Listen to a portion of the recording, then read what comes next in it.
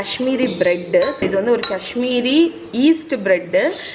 அந்த breadக்கு மேலே வந்து breadன்னு நீங்க வந்து நம்மளோட சாதா loaf breadன்னு நினைச்சிராதீங்க. இது ஆக்சுவலி வந்து நம்ம நான் இருக்குல்ல அது மாதிரி ஒரு bread. ஸோ அந்த breadக்கு மேலே வந்து ஃபிங்கர் பிரிண்ட்ஸ் மாதிரி மேலே இருக்கும். ஸோ திக்காக இருக்கும் கொஞ்சம் bread. ஸோ இந்த மாதிரி நம்ம இப்போ பண்ண அந்த கிரேவி இருக்குல்ல அந்த மாதிரி கிரேவி எல்லாம் வந்து முக்கி சாப்பிட்றதுக்கு கரெக்டாக இருக்கும். அதுக்கப்புறம் இந்த பிரெட்டை வந்து நூன் ஷான்னு ஒரு டீ மாதிரி ஒரு இது கூட பிங்க் டீ, அது வந்து காஷ்மீரி டீ, பிங்க் கலரில் இருக்கும். அந்த டீ கூட யூஸ்வலாக இந்த பிரெட் வந்து சர்வ் பண்ணுவாங்க. ஸோ ரொம்ப பாப்புலர். காஷ்மீர் போன எல்லாருமே கண்டிப்பாக ஒருக்காவது இந்த பிரெட்டை சாப்பிட்ருப்பாங்க. ஸோ நான் வந்து எப்படி பண்ணுறதுன்னு காமிச்சிடுறேன். இதில் வந்து 2 கப்பு மைதா மாவு வச்சுருக்கேன். வந்து 1 கப்பு கோதுமை மாவு ஆட் பண்ணுறேன். சால்ட் வந்து தேவைக்கு தக்கன ஆட் பண்ணிக்கோங்க. ஸோ சால்ட்டுக்கு அப்புறம் சுகர் நான் அந்த 3 கப்புக்கு வந்து ஒரு 2 டேபிள் ஸ்பூன்லேருந்து 3 டேபிள் ஸ்பூன் அளவுக்கு சுகர் ஆட் பண்ணுறேன். இது வந்து 2 டீஸ்பூன் ஈஸ்ட்.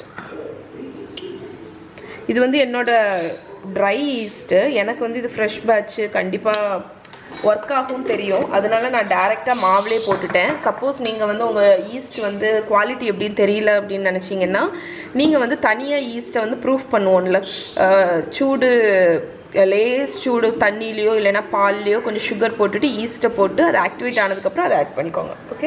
ஸோ நான் இந்த டோவை ஸ்டாண்ட் மிக்சரில் தான் பண்ண போகிறேன். அதனால் நான் எல்லாத்தையுமே ஆட் பண்ணிவிட்டு ஜஸ்ட் ஸ்டாண்ட் மிக்சரில் வச்சு மிக்ஸ் பண்ணி எடுத்துகிட்டு போகிறேன். நீங்கள் வந்து கையில் கூட நீங்கள் பிசைஞ்சிக்கலாம். ஸோ இப்போ இதில் வந்து 1/2 கப் வந்து வெதுப்பான பால் ஆட் பண்ணிக்கிறேன். அதுவும் நான் 1/2 கப் ஸ்டார்ட் பண்ணுறேன். தேவைன்னா இன்னும் ஆட் பண்ணிக்கிறேன். Warm water. ஸோ இப்போ நான் இதை வந்து ஸ்டாண்ட் மிக்சரில் வச்சு மிக்ஸ் பண்ணி எடுத்துகிட்டு வரேன். ஸோ இதில் மெயின் இன்க்ரீடியன்ட் ஆட் பண்ண மறந்துட்டோம் பாருங்க, நெய். ஸோ 2 டேபிள் ஸ்பூன் நெய் அதுவும் ஆட் பண்ணியாச்சு. இப்போ மிக்ஸ் பண்ணி கொண்டு வரேன். ஸோ நம்ம டோ வந்து ரெடி ஆகிடுச்சு பாருங்கள். நான் இதை இந்த பவுல்லையே வச்சு ஒரு 1 hour இல்லை 2 hours மேக்ஸிமம் இது வந்து டபுள் ஆகணும். ஓகே. ஸோ நம்ம டோ வந்து எனக்கு 1 hour தான் ஆச்சு. ஸோ டபுள் ஆகிடுச்சு பாருங்கள். ஸோ ஈஸ்ட் டோவில் வந்து கை வைக்கிறதே அவ்வளோ ஒரு சாட்டிஸ்ஃபைங்காக இருக்கும். ஸோ இப்போ நம்ம வந்து நம்மளோட காஷ்மீரி பிரெட் வந்து பண்ண போகிறோம். ஸோ ஒரு சின்ன போர்ஷன் டோ எடுத்திருக்கேன். ஸோ ஃபஸ்ட்டு நம்ம அந்த பிரெட் பண்ணுற கவுண்டரில் வந்து நெய் அப்ளை பண்ணிக்கோங்க. நெய் இல்லைன்னா எண்ணெய். ஓகே. ஸோ இப்போ வந்து இந்த டோவை நல்லா ஃப்ளாட் பண்ணி விடுங்க.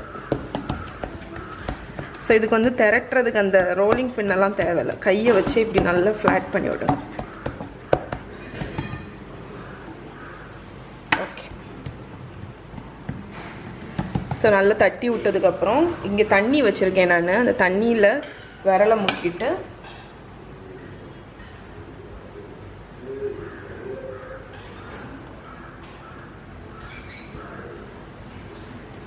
அதுக்கப்புறம் அந்த தண்ணியை நல்லா அப்ளை பண்ணிடுங்க. ஸோ 2 சைடும் தண்ணி நல்லா அப்ளை பண்ணிவிட்டு நம்ம இந்த தோசைக்கல்லில் போட்டுடலாம். ஸோ தோசைக்கல்லில் நம்ம தண்ணி அப்ளை பண்ணிவிட்டு அதை டேரெக்டாக போட்டுட்டேன். ஸோ தோசைக்கல்லினால நான் வந்து திருப்பி போட்டு நார்மலாக குக் பண்ணுறேன். ஸோ நமக்கு வந்து அந்த இன்டென்ட் வரணும், வேறு ஒன்றுமே இல்லை. இந்த ப்ரெட்டு ரொம்ப ஸ்பாஞ்சியாக இருக்கும். பட் இதோட டெக்ஸ்டர் வந்து என்னென்னா அந்த ஓட்டையாக இருக்குல்ல அதுதான்.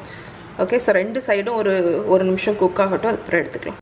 ஸோ 2 சைடுமே நல்லா குக் பண்ணி எடுத்துட்டேன். நம்மளோட காஷ்மீரி ப்ரெட்டு ரெடி ஆகிடுச்சு. ஸோ இந்த மாதிரி கை விரலோட இன்டென்ட் நம்ம போட்டாச்சா. இப்போ வந்து தண்ணியை லைட்டாக மேலே அப்ளை பண்ணிடலாம். இதை வந்து ஒரு பேக்கிங் ட்ரேயில் வச்சுக்க போகிறேன். வந்து இதை கொஞ்சம் எலாங்கேட்டட் ஷேப்பில் வைக்கிறேன்.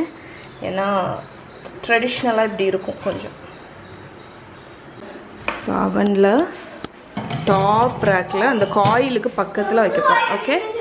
ஸோ இது வந்து ஒரு 2 minutes ஆகும். பக்கத்துலேயே இருங்க, உங்களுக்கு வந்து டக்குன்னு குக் ஆகிடும். ஸோ ப்ரெட் வந்து அவனில் வச்சுட்டேன். ஸோ எனக்கு வந்து லிட்ரலி இது வந்து 1 minute தான் ஆச்சு.